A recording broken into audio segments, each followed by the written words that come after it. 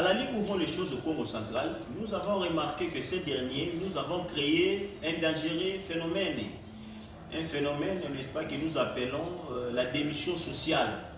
La démission sociale, c'est un phénomène qui consiste à manifester une tendance, n'est-ce pas, à se limiter, soit à observer, soit seulement à critiquer, soit seulement à relever des problèmes, à relever tant de choses sans pour autant proposer des pistes de solutions pratiques. Succès, nous avons remarqué encore, au niveau du Congo central, nous avons des différents regroupements, n'est-ce pas, où ils ont aligné qui va candidat, député provincial au Congo central. Oyo yo ba représentant, ba responsable regroupement wana bazali ba Congo té. C'est pour cela moni baza koza ba injonction ya ba chef ba regroupement na bango. Yango lelo tout ça pour maîtriser province na biso té.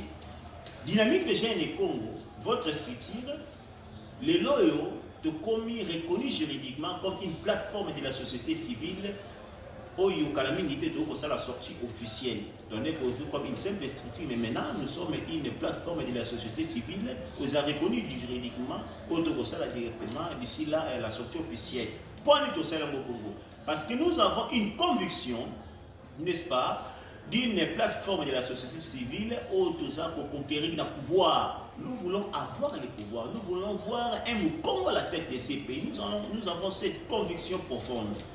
C'est pour cela, à ma qualité de président de la dynamique des jeunes du Congo, cette fois-ci, nous avons notable, nous avons la compétence à créer un parti politique, un regroupement, créer, j'appelle, n'est-ce pas, nous avons ressorti un Congo central, pour créer un parti politique à obédience au Congo, un regroupement politique à obédience au Congo, pour aligner un candidat, pour renforcer Bino, afin que nous ayons la totalité de notre province. Si nous ne maîtrisons pas aujourd'hui le Congo central parce que PPRD aza na autonomie la province Nabiso, ACO aza na autonomie la province Nabiso, IDPS ainsi de suite, voilà.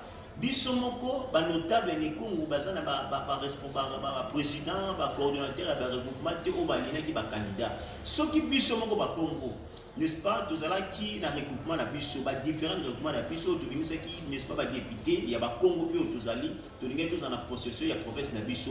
Lelo momo na makambu ya to ngé maté des autres ngé ko zala te biso moko to linga tous en possession ya province na biso province ngé ki de moso. Ceux qui doivent maîtriser province parce que ça bon et bandaki utakala. Il y a un conseil qui est la possession de la province de Bissau, pour tout développer et puis influence, on est pour influencer, n'est-ce pas, à l'échelle nationale. Donc cela veut dire un gouvernement central. Il y a un moniteur pour préparer l'élection 2023. Nous avons déjà appel au notable Nyonso. Bissau doit préparer pour avoir un Congo à la tête, n'est-ce pas, de ce pays. Ceux qui vont là, la Bissau doit avoir la tête pour travailler jour et nuit. Makambo ya ndeko na biso atuma tu wana na koloba na message oyo ya bankulu.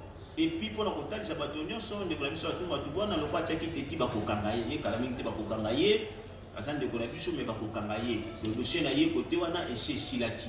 Et le comment quoi le socialité, le Singakinde, révocation de la présidence de la République.